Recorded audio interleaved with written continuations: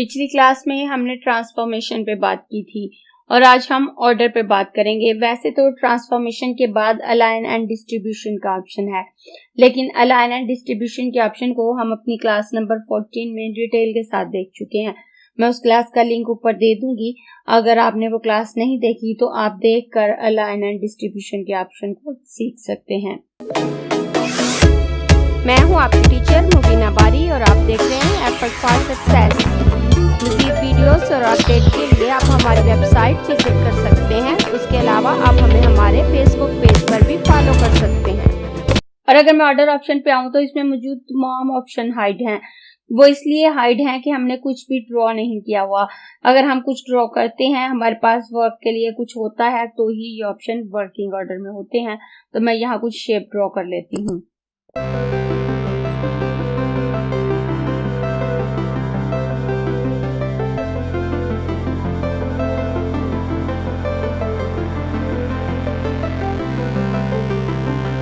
ये मैंने कुछ शेप ड्रॉ कर ली हैं और उन्हें डिफरेंट कलर फिल कर दिए हैं। अब अगर मैं ऑब्जेक्ट मेन्यू पे आकर ऑर्डर पे आती हूँ तो अभी भी ये ऑप्शन हाइड है क्योंकि हमने इनको सिलेक्ट नहीं किया। अब इनमें से मैं इस शेप को सिलेक्ट कर लेती हूँ और सिलेक्ट करने के बाद ऑब्जेक्ट मेन्यू में आकर ऑर्डर ऑप्शन पे आती हूँ तो कुछ ऑप्शन शो हो चुके हैं। इस वक्त मैंने अपने सबसे पहले वाले ऑप्शन को सिलेक्ट किया है, तो यहाँ सबसे पहले टू फ्रंट ऑफ पेज है, तो ये ऑप्शन हमारे पास फ्रंट में ही है, इसलिए ये शो नहीं हो रहा। और टू बैक ऑफ पेज का ऑप्शन शो हो रहा है क्योंकि पीछे भेजने के लिए ऑप्शन मौजूद है। टू फ्रंट ऑफ लेयर का ऑप्शन भी शो नहीं हो रहा क्योंकि ये हमारे पास सबसे पहले मौजूद है।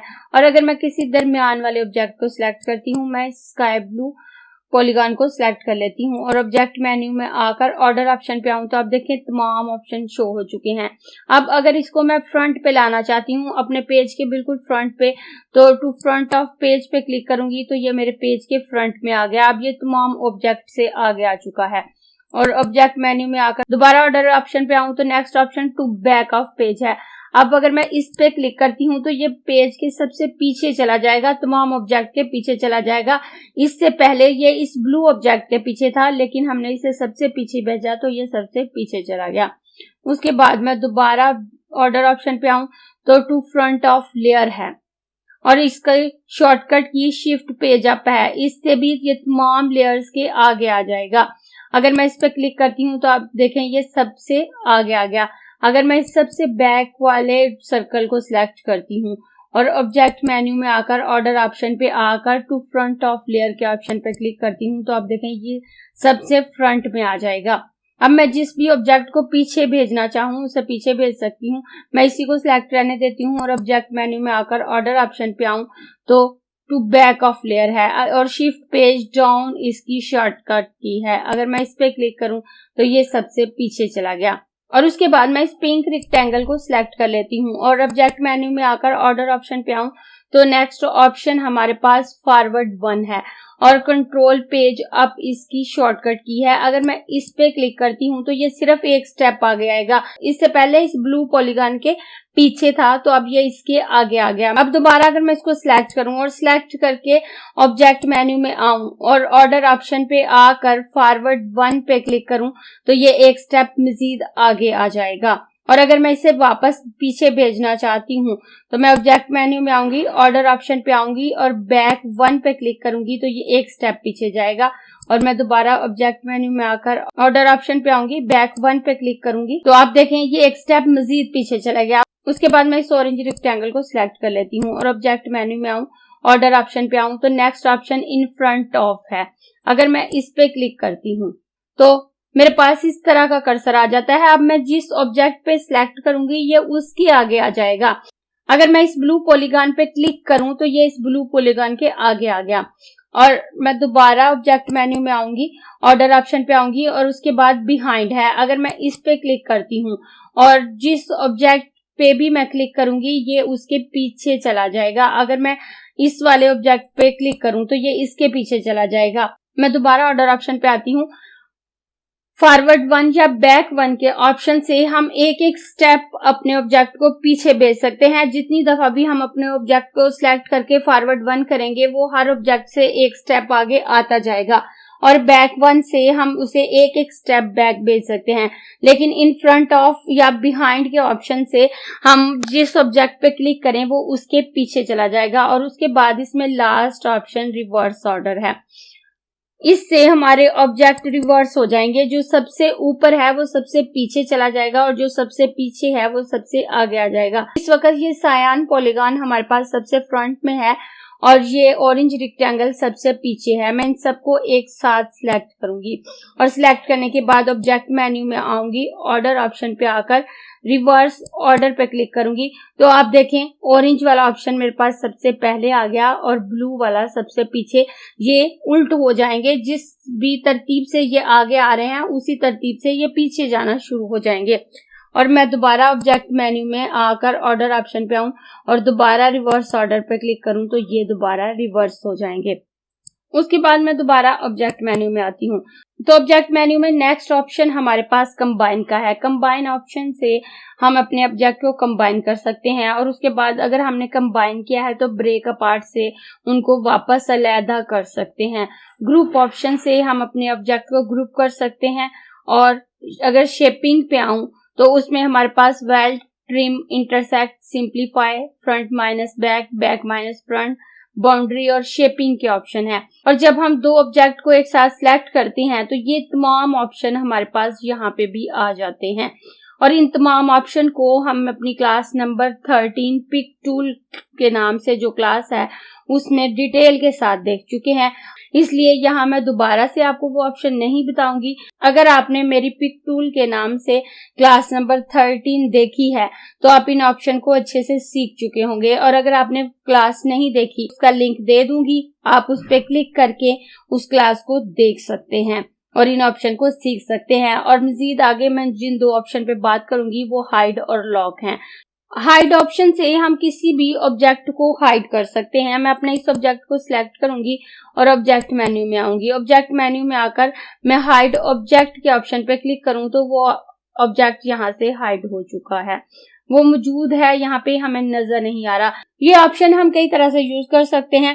अगर हमने एक ही डॉक्यूमेंट को अपने बॉस को भी दिखाना है और अपने क्लाइंट को भी, लेकिन उसमें कुछ हिस्सा हम क्लाइंट को अलग दिखाना चाहते हैं और बॉस को अलग, तो उसमें से हम उस हिस्से को हाइड कर सकते हैं जो हम क्लाइंट को नहीं दिखाना चाहते, और जब बॉस को दिखाने लगे तो उस हिस्से को शो कर सकते हैं। और जो हिस्सा हम क्लाइंट के लिए बनाते हैं और बॉस के सामने शो नहीं करना चाहते, वो उनके यूज का नहीं है, तो उसको हम हाइड कर सकते हैं। उसके अलावा अगर सेम वर्क हम दो क्लाइंट के लिए तैयार कर रहे हैं लेकिन उसका कुछ हिस्सा दोनों का डिफरेंट है तो उस डिफरेंट हिस्से को शो या हाइड करवा सकते हैं।